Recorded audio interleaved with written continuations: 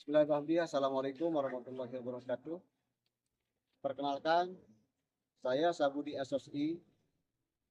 Saya adalah guru di kelas 10 MH Hikmatul Salim MW Salut. Saya adalah guru mata pelajaran Al-Quran Hadis.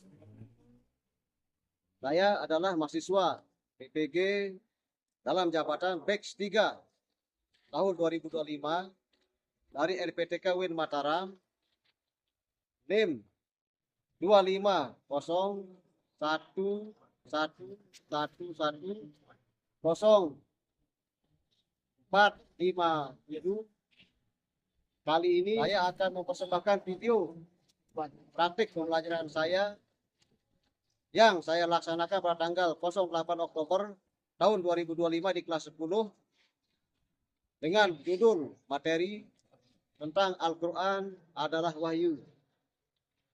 Selamat menyaksikan. Wassalamualaikum warahmatullahi wabarakatuh.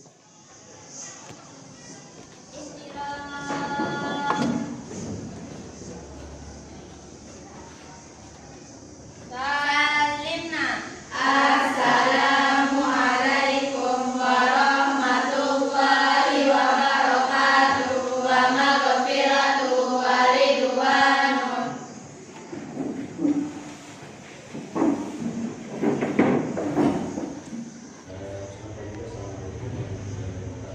Waalaikumsalam warahmatullahi wabarakatuh.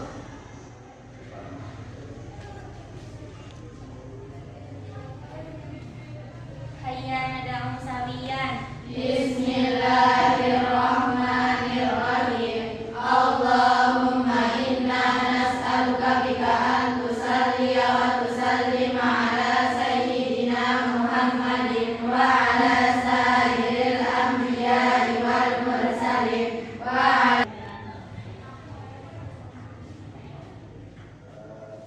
Sekalian, pada hari ini itu berikan absen.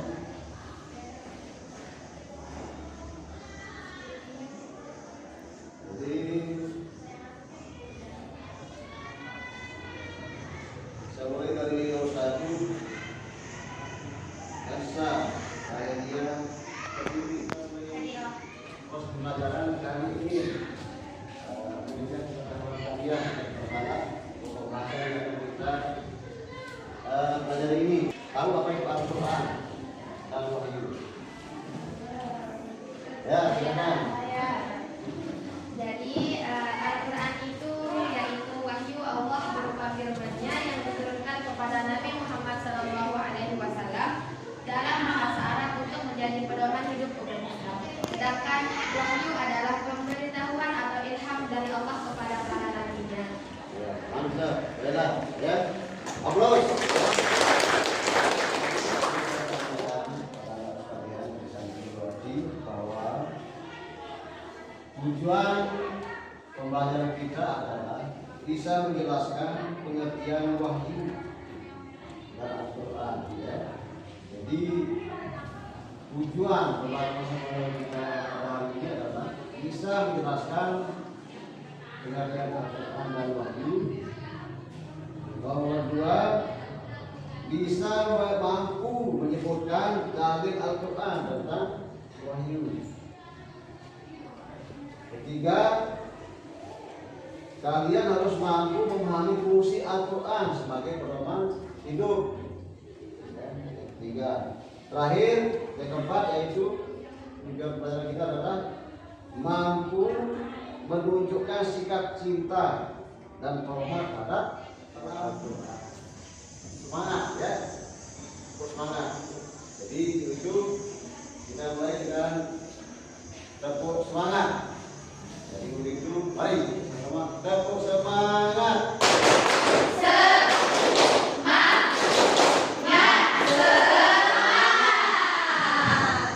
Jadi Al-Quran dan wahyu, ya. Jadi pokok bahasan kita adalah Al-Quran dan wahyu.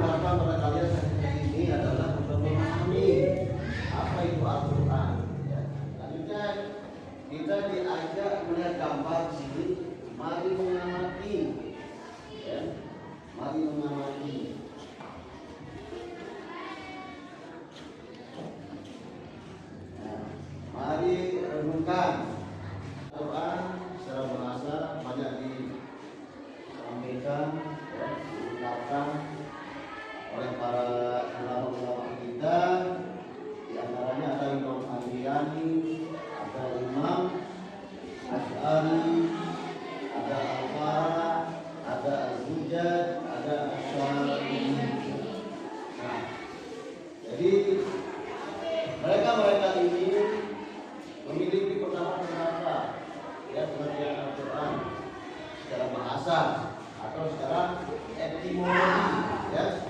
Secara bahasa ada etimologi, yang mana aliyani, coba yang ada gimana menurut aliyani, yang sudah apa bahasa, ya, kan? Jadi menurut Al-Yami itu bahwa Al-Quran itu adalah bacaan yang berasal dari prinsip makul yang yaitu seperti kata al-makruh yaitu Al-Quran. Selanjutnya, Bapak dua coba bagian Al-Quran menurut Imam Asy-Syafi'i. Wah,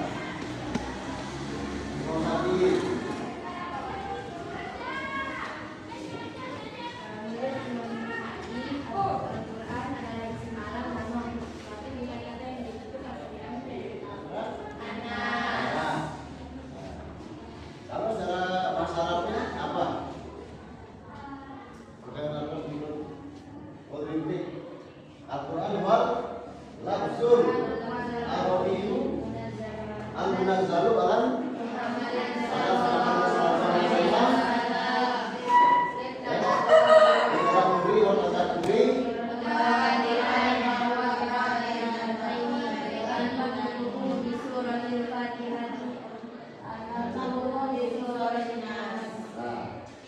jadi ini adalah apa namanya pengertian Al-Quran secara istilah yang sampai Syekh Muhammad Fikri, Syekh Suki Soleh, ya, ada Syekh Muhammad Abdul, di mana di sini Syekh Muhammad Suki Soleh adalah Al-Quran adalah kitab Allah yang mengandung mukjizat yang diturunkan kepada Nabi Muhammad SAW yang ditulis dalam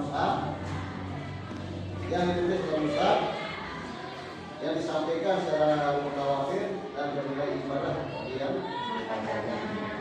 kemudian selanjutnya saya Muhammad Abdul, beliau menjelaskan apa secara istilah adalah kitab Al-Quran, kitab, ya. Kalau beliau saya Muhammad Abdul mengatakan Al-Quran ketika orang menyebut kitab jadi maksudnya adalah Al-Quran, ya. Saya Muhammad Abdul. Tapi saya Muhammad Suki Soleh Al-Quran wal-Abdul, ya. Wal Al-Quran wal kitab, ya. Kalau saya Muhammad Abdul,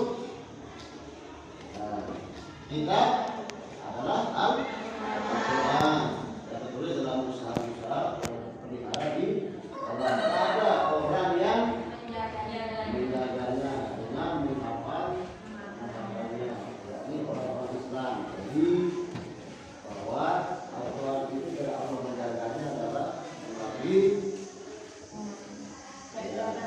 kata-kata orang, artinya melalui hamba-hambanya yang diberikan kemampuan, yang diberikan ilham, ya, yang diberikan kelebihan untuk mampu memberikan mampu menghafal Al-Quran, ya. Itu caranya. Bagaimana Allah berbunyi, Inna nahnu nazzalna dzikra wa inna lahu lahafidhun. Sebenarnya kami yang menurunkan Al-Quran, ya, maka kami yang menjaganya, ya.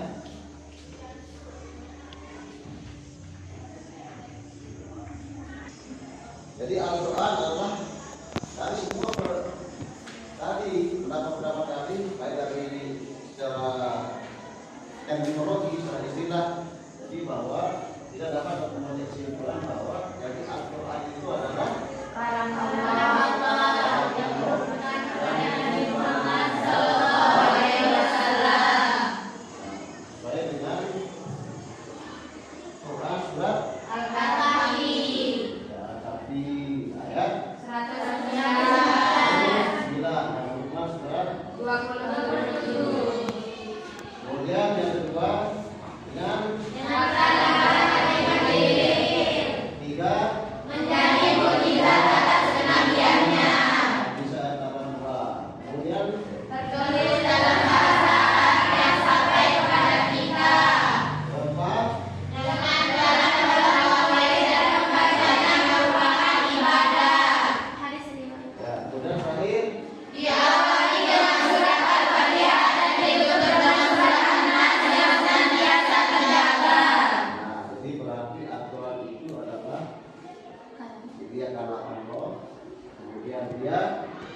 diturunkan dari perantara malaikat Jibril, kemudian Al-Quran ini menjadi mukjizat. Apa dia mukjizat?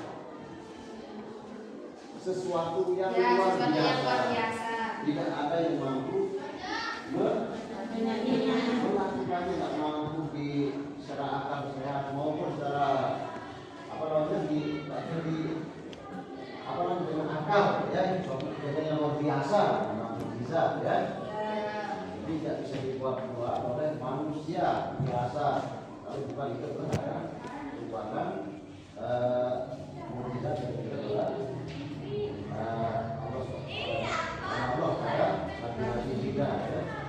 Kemudian dia merupakan apa yang diberikan secara mutawatir. Apa yang mutawatir?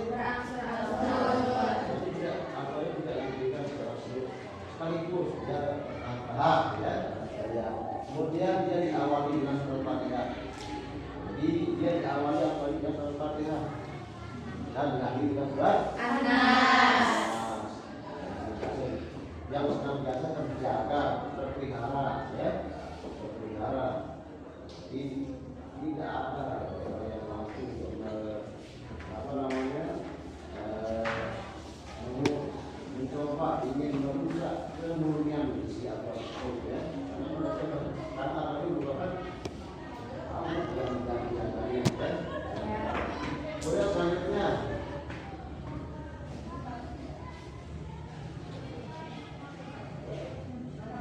jadi Al-Quran adalah Allah SWT. Jadi di sini Al-Quran sebagai mukjizat. Ya.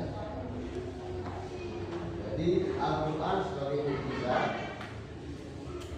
Kemudian mukjizat dalam ilmu pengetahuan. Bisa dilihat. Ya. Jadi Al-Quran yang mukjizat. Al-Quran ini sebagai mukjizat. Mukjizat itu mukjizat dalam ilmu pengetahuan.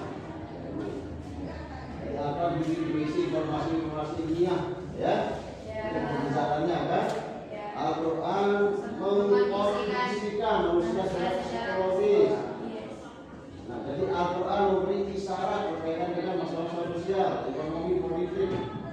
Ini mukjizatannya, ya, luar biasanya Al-Quran ini, ya. Jadi dia bisa menjelaskan informasi-informasi dengan secara ilmiah, ya, bisa diuji, ya, diuji secara ilmiah. Apa namanya? Ya, isi-isinya itu. Kalau mau kalian ragu, bisa diuji, cek keasliannya sama seperti haramnya babi, ya, atau tentang kehidupan akhirat, alam gaib, ya. Itu apa disiksa manusia sudah mati, bisa dibuktikan, ya. Jadi informasi alam gaib, ya, itu mukjizat Al-Quran, ya. Itu bagian dari mukjizat dalam ilmu pengetahuan. Kemudian Al-Quran memberi isyarat berkaitan dengan masalah sosial, ekonomi, politik, ya. Kemudian Al-Quran memberikan informasi tentang kehidupan lebah yang ada di kehidupan zaman sekarang. Lebah misalnya, ya. Lebah ini jadi kemungkinan Al-Quran ini baik pada binatang, ya.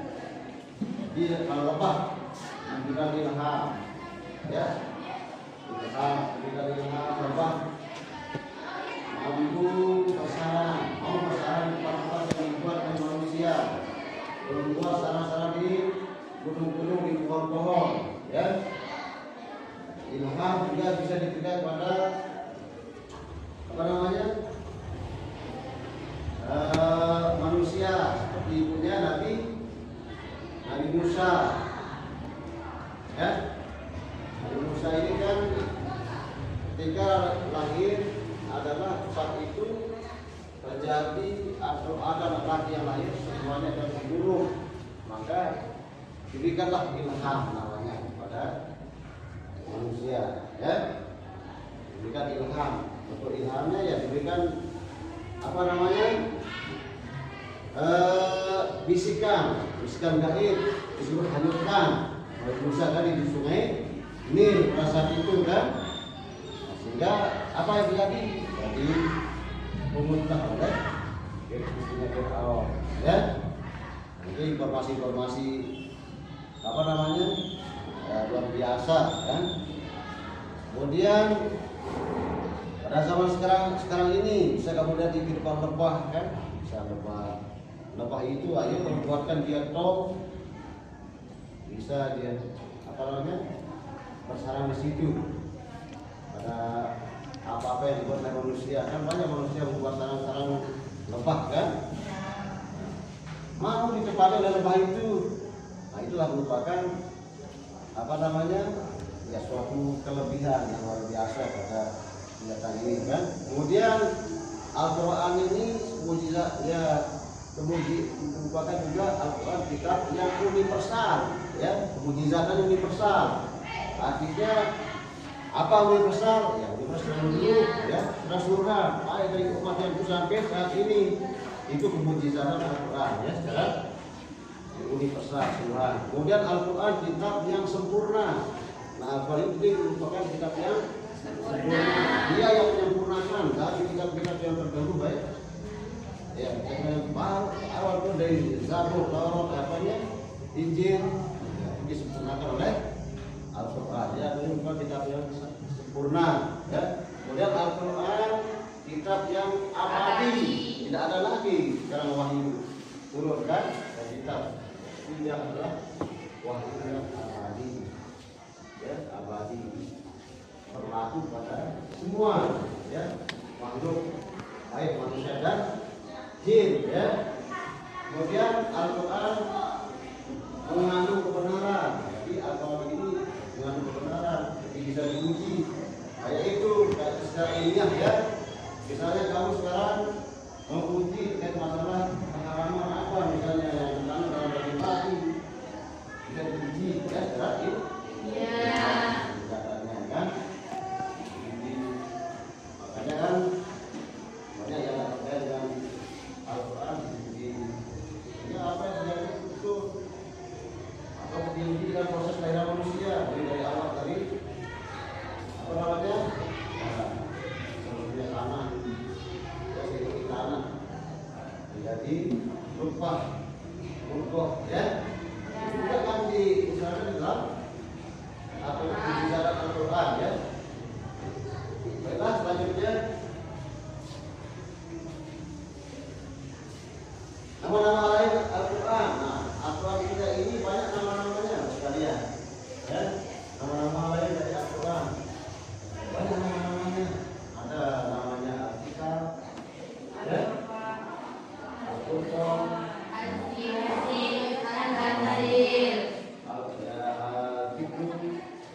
kemudian At-Tanzil, coba Quran ya. Yang disebut dengan nama kita disebutkan dalam Quran berapa? Apa bunyinya? Dan kalau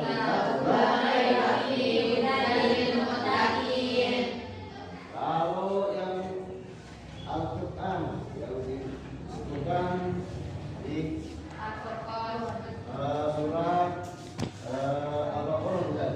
Surat Al-Furqan ayat 1. Al-Baqarah ayat 1.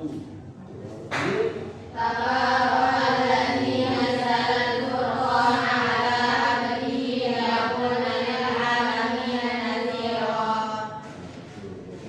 kemudian nama Al-Quran disebut dengan nama Az-Zikrul, memberi peringatan atau sebagai pemberi peringatan. Bukan dalam surat Al-Hijr ayat 9. bunyinya Inna nazzalna dzikra wa inna lahu lahafizun. ya. Nama Al-Quran disebut juga dengan nama Al-Hijr ya, itu yang diturunkan disebut di surat Asy-Syu'ara ayat 192. Wa innahu latanzilu rabbil alamin. Al-Quran ya.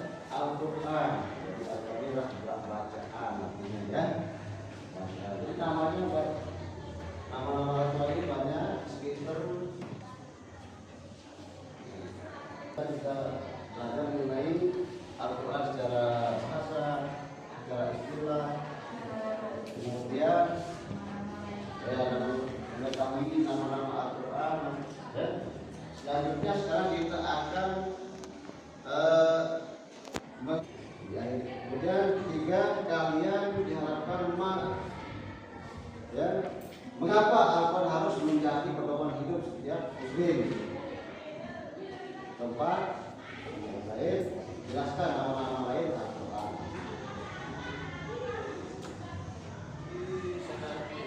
Ini kami akan berikan kalian tugas kelompok, ya. Terkait masalah dari manfaat.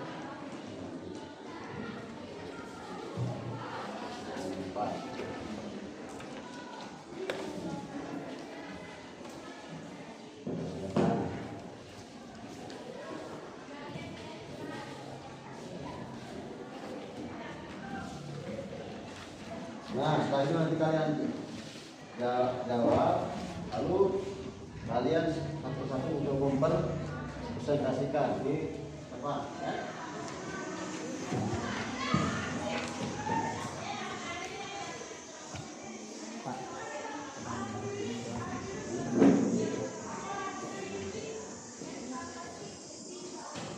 Sudah jadi?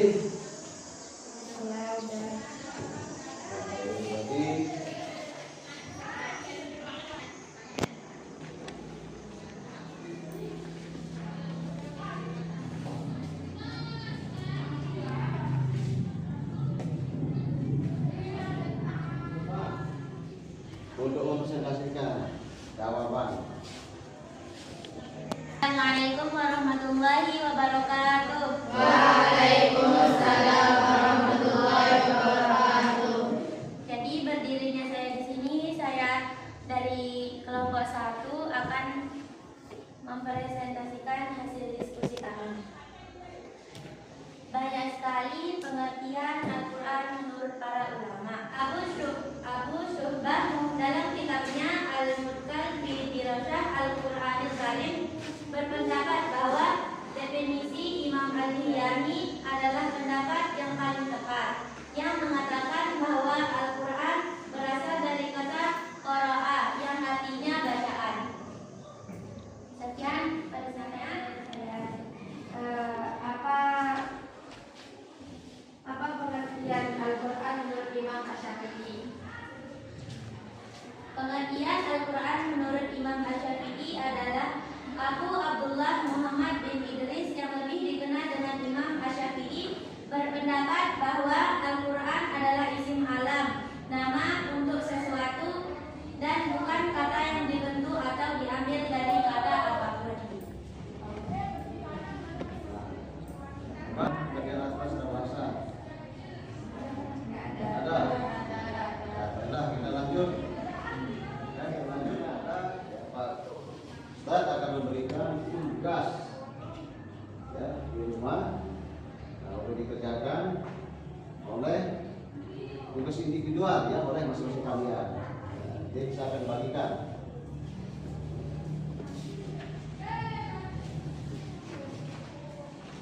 Nah, dikerjakan tugas ini di depan harus diangkat. Ini tugas di rumah, ya, bahwa kesimpulan proses membaca kita pada hari ini adalah siswa diharapkan mampu memahami pengertian Al-Quran secara bahasa. Ya, kalian harus mampu memahami pengertian Al-Quran secara istilah. Kalian diharapkan mampu menyebutkan nama-nama Al-Quran, dan kalian harus mampu menjelaskan apa sih itu Al-Quran dan wahyu. Ya, itulah kesimpulan kita pada pagi hari ini. Jadi baiklah, kalau sudah, karena peringkat waktu sudah